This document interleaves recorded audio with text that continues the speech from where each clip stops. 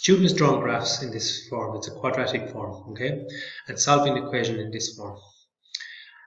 A, B, and C have no common factors. Find one equation she uses the minus b or quadratic and correctly substitutes the values to get this. Okay, so she's using the minus b formula.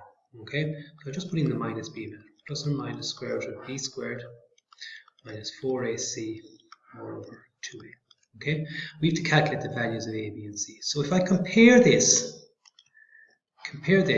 to this, and we can match up the different numbers that there is. So minus 12 at the start matches up to minus b. So we have straight away, we know what b is equal to 12.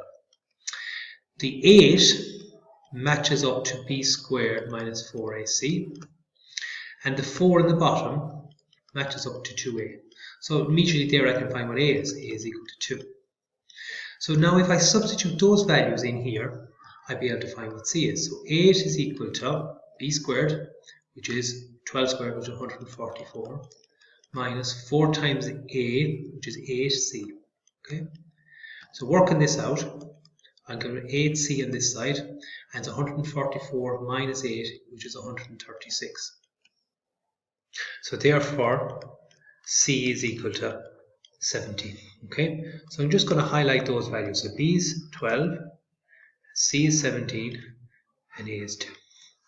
Find the minimum value of f of x. Okay, the easiest way to do this, okay, is we'll create the quadratic formula again, right? So we're going to say it's 2x squared plus 12x plus 17.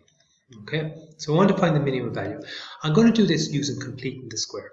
Okay, so the first thing I do now is I divide across by 2. So I'm going to divide everything by 2. So you get x squared plus 6x.